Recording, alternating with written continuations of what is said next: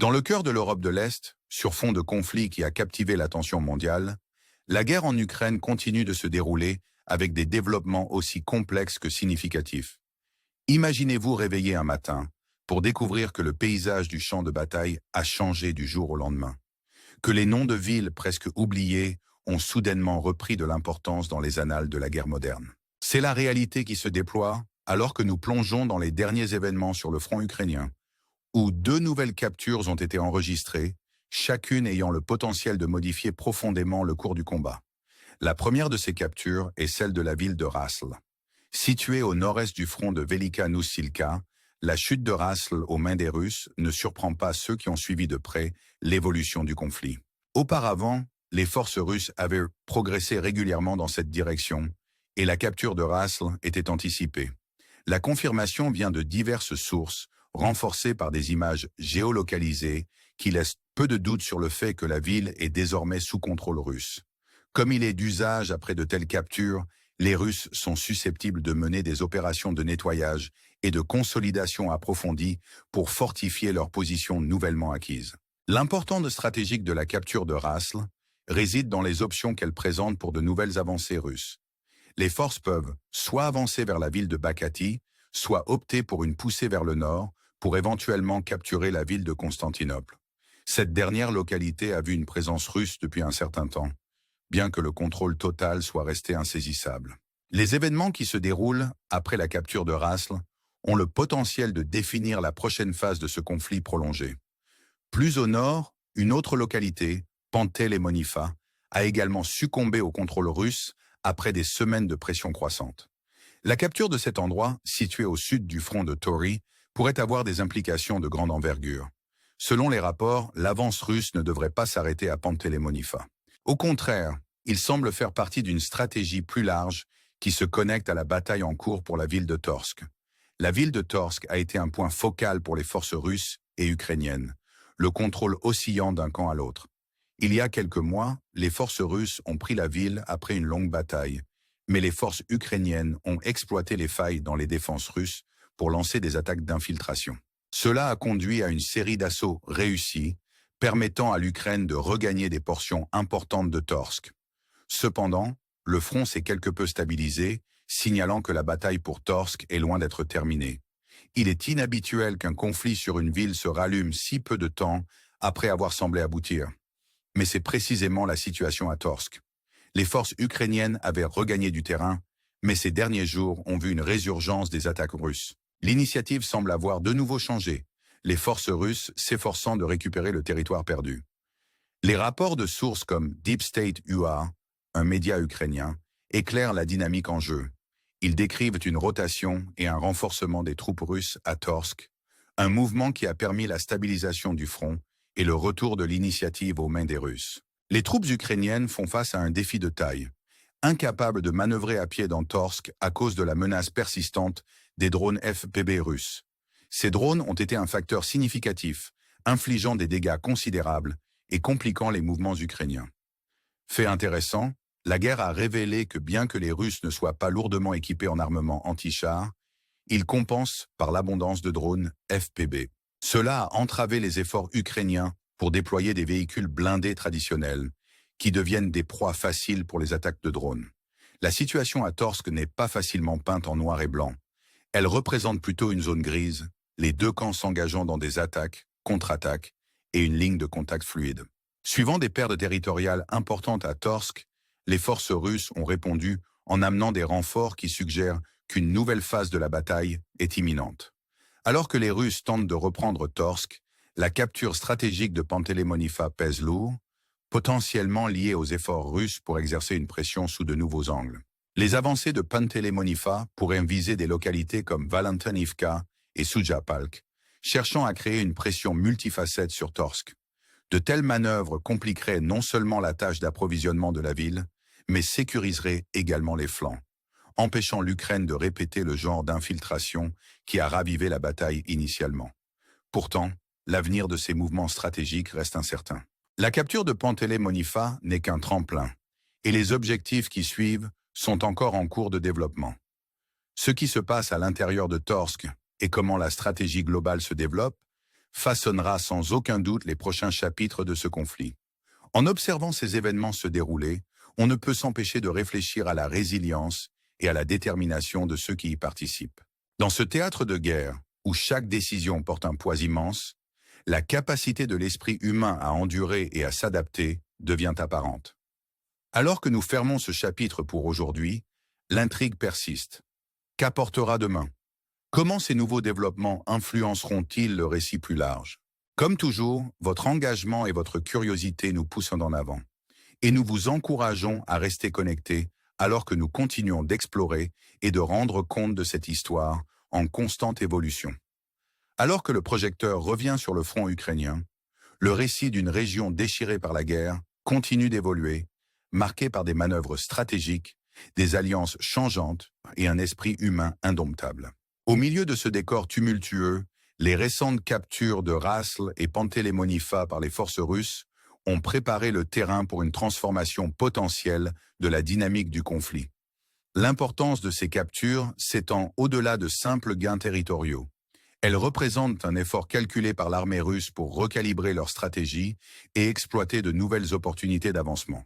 La capture de Rasl, située au nord-est du front de Velika Nosilka, témoigne de la poussée persistante des Russes dans cette direction. Cette localité sert désormais de point d'observation pour envisager la prochaine phase des avancées russes. Les options stratégiques sur la table incluent une attaque directe sur Bakati ou une poussée vers le nord vers Constantinople, une ville qui a longtemps résisté à l'encerclement russe. La décision entre ces chemins pourrait définir le rythme opérationnel pour les forces russes dans les semaines à venir. Pendant ce temps, Pantélémonifa, niché au sud du front de Tori, est devenu un point focal pour les spéculations concernant son rôle dans la stratégie russe plus large.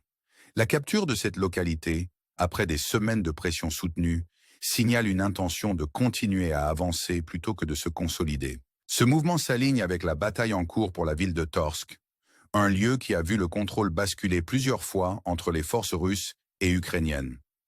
L'importance de Torsk réside dans sa position stratégique et le récit qu'elle en est venue à incarner, un microcosme du conflit plus large, où aucun des camps n'a réussi à maintenir une emprise décisive.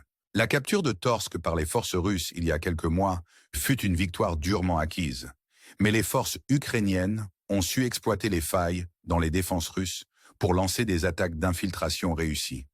Ces efforts ont permis à l'Ukraine de récupérer des portions significatives de la ville, créant un front dynamique et fluide. Cependant, des rapports récents suggèrent une résurgence des attaques russes, indiquant un changement de momentum. La réintroduction de l'initiative russe à Torsk est soulignée par la rotation et le renforcement des troupes, comme le rapportent des sources telles que Deep State UA. Cette revitalisation a créé une situation précaire pour les forces ukrainiennes, qui font face à des défis de manœuvre en raison de la menace persistante posée par les drones FPV russes. Ces drones, un aspect notable du conflit, se sont révélés efficaces pour perturber les mouvements ukrainiens et compliquer le déploiement de véhicules blindés traditionnels. La capacité des troupes ukrainiennes à naviguer dans cet environnement difficile reflète leur résilience, mais les ajustements stratégiques des forces russes laissent entrevoir un effort renouvelé pour regagner le terrain perdu. La situation à Torsk est emblématique du conflit plus large, une zone grise où le contrôle est contesté et la ligne de front reste fluide. La capture de territoire par les forces ukrainiennes à Torsk a incité une réponse russe, amenant des renforts et signalant le début d'une nouvelle phase dans la bataille.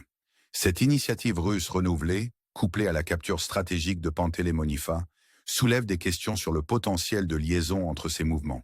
Si les Russes avancent effectivement vers des localités comme Valentinivka et Sujapalk, ils pourraient tenter de créer un point de pression multifacette sur Torsk. Une telle manœuvre compliquerait non seulement les lignes d'approvisionnement ukrainiennes, mais sécuriserait également les flancs, empêchant l'Ukraine de monter une infiltration similaire qui a ravivé la bataille initialement. Les événements qui se déroulent dans ce théâtre de guerre soulignent les complexités et les incertitudes inhérentes au conflit moderne. Chaque décision, chaque manœuvre, porte des implications lourdes, façonnant le récit plus large et influençant la vie de ceux qui se trouvent en première ligne. Pour ceux qui observent de loin, l'élément humain reste au premier plan, des histoires de résilience, d'adaptation et de détermination qui transcendent les frontières de la géographie et de la politique. Alors que nous continuons de surveiller ces développements, nous sommes rappelés de l'intrigue toujours présente. Que révéleront les jours à venir? Comment ces décisions stratégiques affecteront-elles le récit global du conflit? Votre engagement et votre curiosité sont inestimables, nous poussant à explorer ces questions et à rendre compte de l'histoire en cours. Restez connectés alors que nous plongeons plus profondément dans les complexités de ce conflit et les histoires humaines qui en émergent. Dans le récit en cours du conflit ukrainien, les événements récents entourant les captures de Rasl et de Pantélémonifa par les forces russes offrent un aperçu des recalibrages stratégiques et des dynamiques changeantes sur le terrain.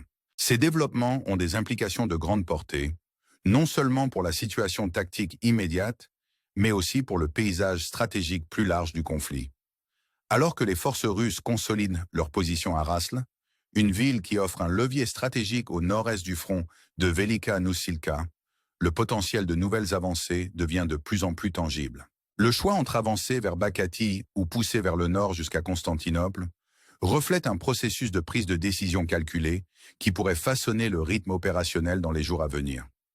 La capture de Pantélémonifa, quant à elle, sert de pièce cruciale dans le puzzle de la stratégie russe plus large. Située au sud du front de Tori, la chute de cette localité a été précédée de semaines de pression, et sa capture laisse maintenant entrevoir une intention plus large de continuer à avancer plutôt que de simplement consolider les gains. Ce mouvement s'aligne avec la bataille en cours pour la ville de Torsk, un lieu qui a vu de nombreux changements de contrôle entre les forces russes et ukrainiennes. L'importance stratégique de Torsk réside non seulement dans sa position, mais aussi dans le récit qu'elle représente. Un microcosme du conflit plus large, où chaque camp se dispute le contrôle dans un environnement fluide et dynamique. La capture initiale de Torsk par les forces russes fut une victoire durement acquise. Mais les forces ukrainiennes ont habilement exploité les failles dans les défenses russes pour lancer des attaques d'infiltration, récupérant des portions significatives de la ville. Cependant, la récente résurgence des attaques russes suggère un changement de momentum, alors que la réintroduction de l'initiative russe à Torsk a été facilitée par la rotation et le renforcement des troupes. Cette revitalisation présente un défi de taille pour les forces ukrainiennes, qui font face à la menace persistante des drones FPV russes qui perturbent les mouvements et compliquent le déploiement de véhicules blindés traditionnels. La dynamique à Torsk reflète les complexités du conflit plus large, une zone grise où le contrôle est contesté et la ligne de front reste fluide. La capture de territoire par les forces ukrainiennes à Torsk a incité une réponse russe, signalant le début d'une nouvelle phase dans la bataille. La capture stratégique de Pantélémonifa soulève des questions sur le potentiel de liaison avec les efforts russes pour exercer une pression sous de nouveaux angles. Des avancées de Pantélémonifa vers des localités telles que Valentinivka et Sujapalk pourraient créer un point de pression multifacette sur Torsk, compliquant les lignes d'approvisionnement ukrainiennes et sécurisant les flancs pour empêcher d'autres infiltrations.